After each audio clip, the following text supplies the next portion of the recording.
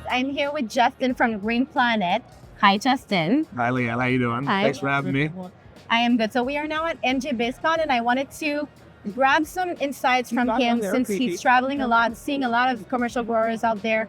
So first question that I have here is, what's the best advice you received from the tour you've made this year, like from any growers you've visited? The best advice I've been given.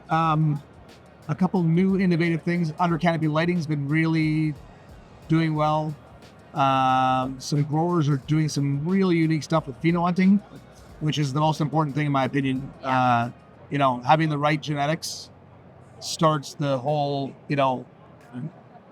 machine moving properly, right? If you don't have the right genetics, you're screwed right out of the gate. I was talking with some growers the other day, and he was talking about how in the beginning it was all about the yields, and moving forward is really what peoples are really interested in is the terpenes, the flavors and the flowers. Do you agree with that?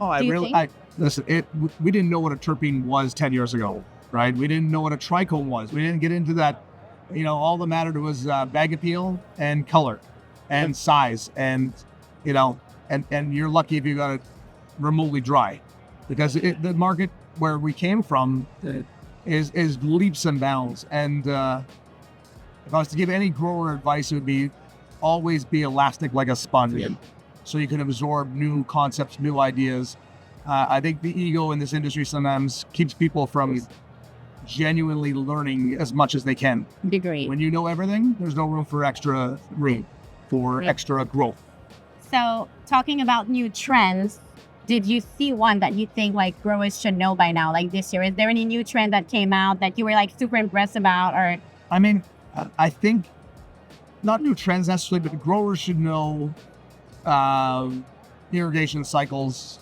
They should know their drybacks. They should know percentage of oxygen, or how much moisture is in the medium. These things are really important little tools. So that, I think, when it comes to irrigation and basically crop steering, there's a lot of room for improvement and knowledge. So I think I have a big part of it. And what do you think about those new AI that are coming out in the facilities? Do you think it's helpful? Do you think it's kind of making us lazy a little bit? Like, what is your take? I'm not 20.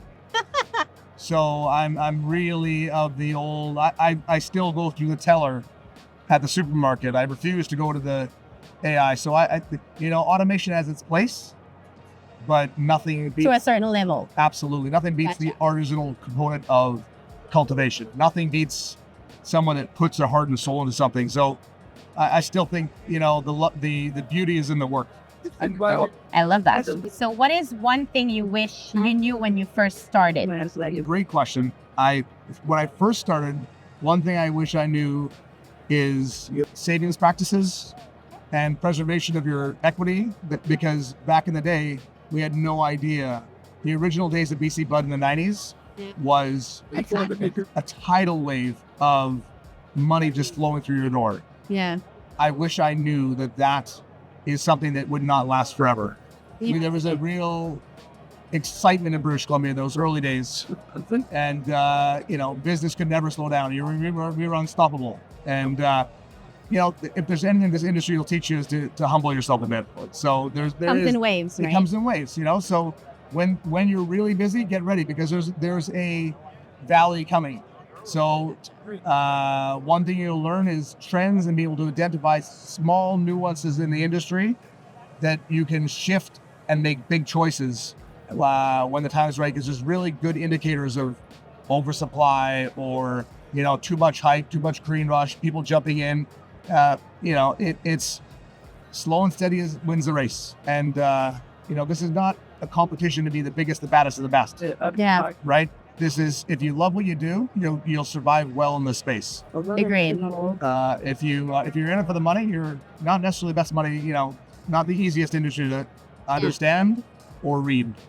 And it has to come from passion, I think, also because of the challenge that comes through with the registration, the new rec market. It's like you have to have passion. You have to have passion for what you're doing, for reading the plants, taking your time, and all of that. I agree so much with that. And my last question is, when you think of ProMix, what is the first word that comes to mind? What's my first thought that comes to mind? Goodness, I'm happy I sell your CX blocks. Genuinely, It's a great product. It's been around a long time. It's a staple in the industry. People that use it have always had good success with it. But I wish it was more, nobody, unfortunately, really makes a lot of money on ProMix in the retail stores. It's a real tough, dirt has always been one of the least amount of profits potentially made.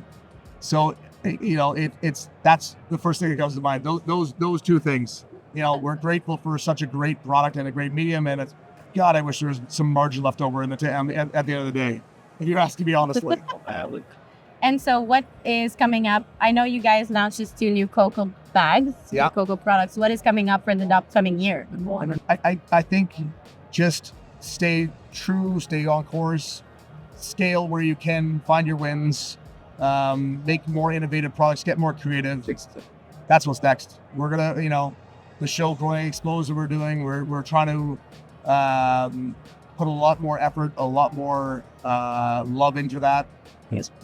Green Planet, same thing. I mean, we've got an incredible team of people at Green Planet that genuinely are passionate about this industry, and we're really lucky to do that. So I can kind of step out. We're always looking for new innovative products. One of the mentalities that we have at Green Planet specifically is we're grower first. We think of what is this going to make the grower more successful.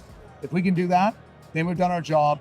We don't think how can I increase my net worth right out of the gate. No, that's if growers win, they succeed. They naturally will believe in what we do, and we do it for our customers and for the plant. And that sounds a little salesy, but genuinely, that is why we're doing what we're doing.